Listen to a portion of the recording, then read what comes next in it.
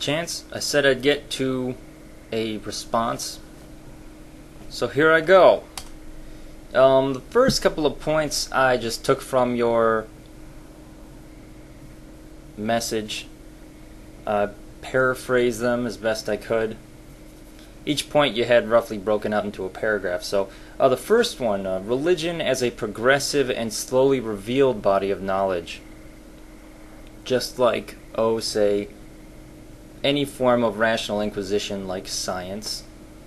You start off with basically nothing but a set of rules to get you some facts about the world, and then following those rules you build your body of knowledge with experiments and theories and confirming your theories with experiments, stuff like that. Coming up with rules that you can describe the universe mathematically so that it makes sense and you can predict the future. That's basically what physics is. You predict the future based on the rules that the universe works with. It's usually a good sign that you've got it right. If you can predict how an event is going to unfold, it means that you've got your rules right. Religion as a progressive art. Religion is different from science. I know the Baha'i take on religion is different than any of the other forms of the Abrahamic religions, right? They kind of have to be, as the most recent incarnation of this particular monotheistic God concept. But it is a rationalization. I was raised in Judaism. Most of the users that you see on YouTube that actually are in these discussions are from Christian backgrounds. And one of the claims that the religions make is that they have it right. This book, this Bible or the Torah or the Quran, whatever it is infallible, the perfect dictation of what is real by the omnipotent and all-powerful creator of the universe, who's usually male, for whatever reason. The Baha'is, in order to make their religion make a little bit more sense, they changed that.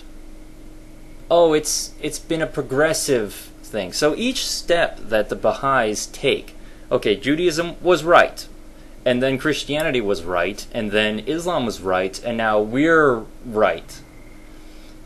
Each of the steps says, this is it, we've got it 100% right.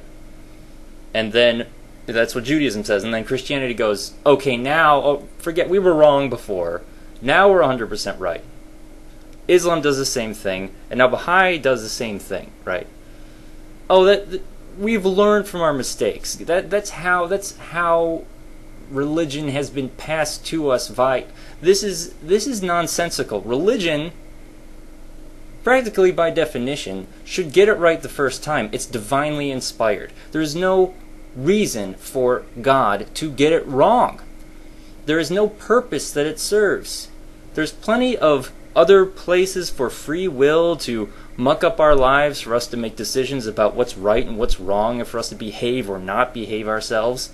To get the facts about the religion, to get the facts about the workings of the universe wrong, that's part of God's plan? That's ridiculous. You can't see it's ridiculous because you've used that rationalization to justify your religion. But for somebody who's not from that religion, just understand that religion and science are two very different things. Religion claims to have all of the knowledge. Science says we know methods that get us the answers, but we definitely don't have all the answers yet. Religion doesn't have the capability of claiming that sort of ignorance. It's divinely inspired, apparently, from a 100% perfect creator. To say that it's a growing body of knowledge is ridiculous. That is not what religion is. It's religion imitating science. Religion, you either have it right or you've got it wrong, as far as religion goes. Religion's not a growing thing. No, well, half the video on just that first point. I'm not going to get to all of it. Second point, why exactly do you have a problem with the concept of intelligent design? Because the evidence doesn't support intelligent design. Everything that we can look at as far as, well, the universe itself, but particularly biological organisms, biology is haphazard. DNA is haphazard. It's redundancy. There's parts of it that are useless. It's a mess. Biology is a mess. Nothing in biology makes sense if you're looking at it from an intelligent design perspective, because we can do a better job. No, if we can be intelligent designers, right? And say our DNA is, millions of chemicals long in this chain.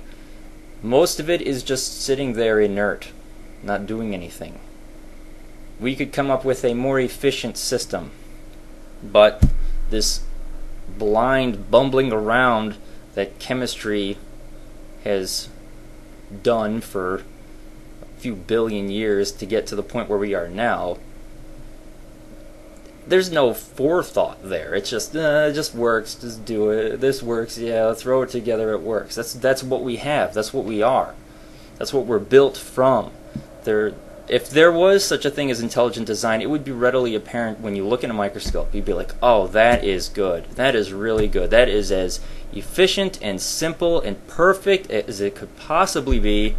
There is no way that this came about through a blind, bumbling, lack of forethought process.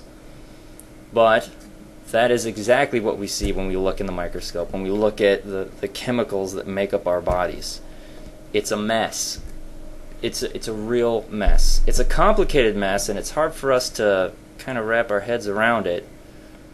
But if you really just take a look back and you look at it, be like, man, that's not that good. It's not great. We could come up with something better. Third point, why bother with theists at all? Shouldn't an agnostic criticize the atheist as severely as the theist? The militant atheist trying to blow up churches and stuff, this guy it's a myth. This guy does not exist. There are far more people who are convinced of their religion who do things like blow up other religious buildings and shoot, say, abortion doctors, and protest with horrible signs at grave sites of soldiers that come back from the war and stuff. You're not going to get the same sort of behavior from an atheist. So you're drawing this atheist that the agnostic should be hostile towards doesn't really exist. He's a mythological creature. He's not real. I